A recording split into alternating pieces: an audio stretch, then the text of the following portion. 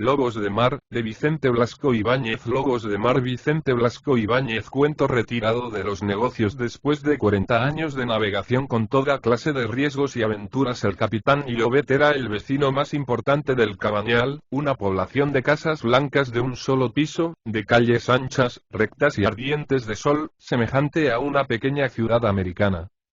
La gente de Valencia que veraneaba allí miraba con curiosidad al viejo lobo de mar, sentado en un gran sillón bajo el toldo de listada lona que sombreaba la puerta de su casa.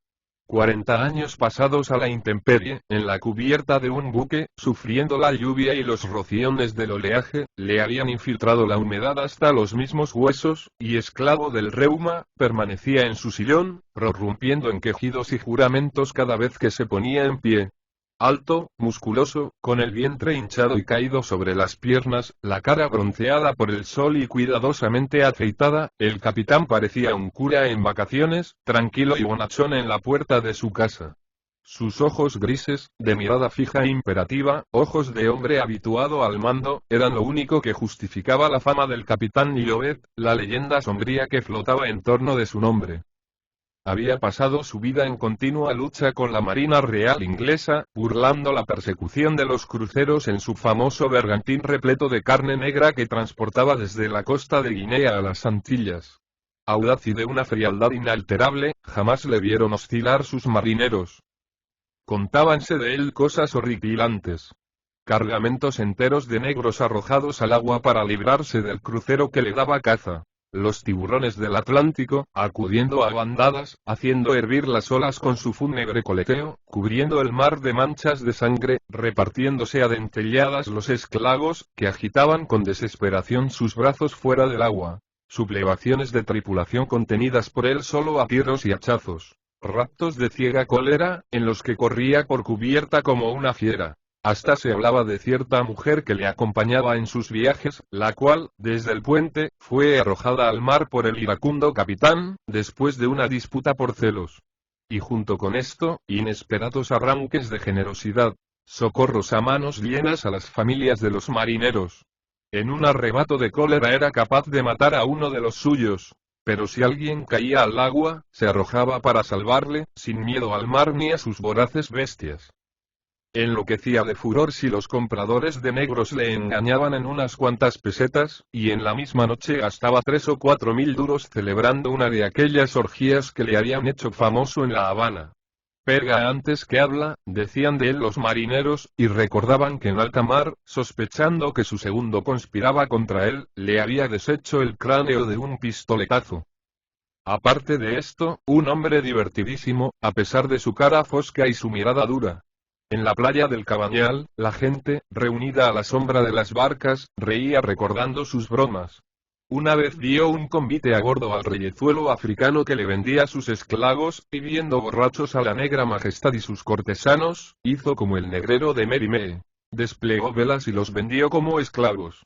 Otra vez, viéndose perseguido por un crucero británico, desfiguró su buque en una sola noche, pintándolo de otro color y cambiando la arboladura. Los capitanes ingleses tenían datos en abundancia para conocer el buque del audaz negrero, pero como si no tuvieran nada. El capitán Llobet, como decían en la playa, era un gitano del mar y trataba su barco como a un burro de feria, haciéndole sufrir transformaciones maravillosas. Cruel y generoso, pródigo de su sangre y de la ajena, duro para el negocio y manirroto para el placer, los negociantes de Cuba le habían apodado el Capitán Magnífico, y así seguían llamándole los pocos marineros de su antigua tripulación que todavía arrastraban por la playa las piernas reumáticas, tosiendo y encorvando el pecho. Casi arruinado por empresas comerciales, al retirarse de la trata se había metido en su casa del Cabañal, viendo pasar la vida ante su puerta, sin otra distracción que jurar como un condenado cuando el reuma le hacía permanecer inmóvil en su asiento. Por una respetuosa admiración venían a sentarse en la acera algunos de aquellos vejestorios que habían recibido de él en otros tiempos órdenes y palos, y juntos hablaban con cierta melancolía de la gran calle, como el capitán llamaba al Atlántico, contando las veces que habían pasado de una acera a otra, de África a América, corriendo temporales y chasqueando a los polizontes del mar. En verano, los días que no apretaba el dolor y las piernas estaban fuertes, bajaban a la playa, y el capitán, enardecido a la vista del mar, desahogaba sus odios. Odiaba a Inglaterra por haber oído silbar más de una vez las balas de sus cañones. Odiaba a la navegación a vapor como un sacrilegio marítimo. Aquellos penachos de humo que pasaban por el horizonte eran los funerales de la marina. Ya no quedaban sobre el agua hombres de oficio. Ahora el mar era de los fogoneros. En los días tempestuosos del invierno siempre le veían en la playa con la nariz palpitante, olfateando la tormenta, como si aún estuviera sobre cubierta preparándose a resistir el tiempo. Una mañana lluviosa vio correr la gente hacia el mar, y allá fue, contestando con gruñidos a la familia que le hablaba de su reuma. Entre las negras barcas encalladas en la orilla destacábanse sobre el mar, lívido y cubierto de espumarajos, los grupos de blusas azules. Las faldas ondeantes por el vendaval, con las que se resguardaban de la lluvia las mujeres. Lejos, en la bruma que cerraba el horizonte, corrían como ovejas asustadas las barcas pescadoras, con la vela casi recogida y negruzca por el agua, sosteniendo una lucha de terribles saltos, enseñando la quilla en cada cabriola, antes de doblar la punta del puerto, amontonamiento de peñascos rojos barnizados por las olas, entre los cuales hervía una espuma amarillenta, bilis del irritado mar. Una barca desarbolada iba como pelota de ola en ola hacia la siniestra punta. La gente gritaba en la playa viendo a los tripulantes tendidos en la cubierta, anonadados por la proximidad de la muerte. Se hablaba de ir hasta la barca, de echarle un cabo, de atraerla a la playa. Pero los más audaces, mirando las olas que se desplomaban, llenando el espacio de polvo de agua, callábanse atemorizados. La barca que saliera daría la voltereta antes de mover un remo. A ver, gente que me siga. Hay que salvar a esos pobres. Era la voz ruda e imperiosa del capitán Llobet. Se erguía sobre sus torpes piernas, la mirada brillante y fiera, las manos temblorosas por la cólera que le infundía el peligro. Las mujeres le miraban asombradas. Los hombres retrocedían, formando ancho corro en torno de él, que prorrumpió en juramentos, agitando sus manos como si fueran a cerrar a golpes con toda la chusma. Le enfurecía el silencio de aquella gente como si estuviera ante una tripulación insubordinada. ¿Desde cuándo el capitán Llobet no encuentra en su pueblo hombres que le sigan al mar? Lo dijo rugiendo como un tirano que se ve desobedecido, como un dios que contempla la huida de sus fieles. Hablaba en castellano, lo que era en él señal de ciega cólera.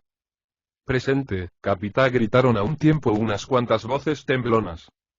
Y abriéndose paso, aparecieron en el centro del corro 5 viejos, 5 esqueletos roídos por el mar y las tempestades, antiguos marineros del capitán Llobet, arrastrados por la subordinación y el afecto que crea el peligro afrontado en común.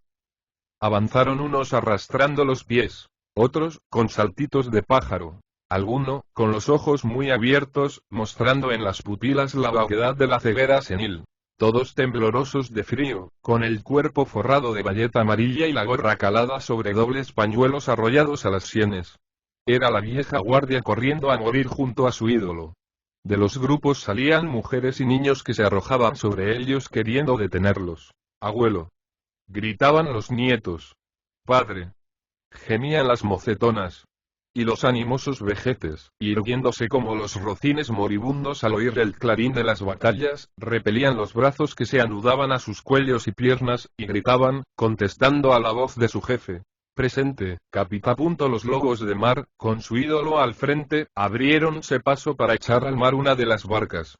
Rojos, congestionados por el esfuerzo, con el cuello hinchado por la rabia, solo consiguieron mover la barca y que se deslizara algunos pasos.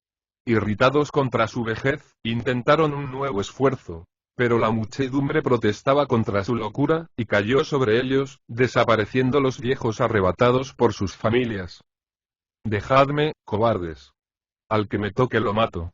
Rugía el capitán Llobet. Pero por primera vez, aquel pueblo, que le adoraba, puso la mano en él. Le sujetaron como a un loco, sordos a sus súplicas, indiferentes a sus maldiciones. La barca, abandonada a todo auxilio, corría a la muerte, dando tumbos sobre las olas.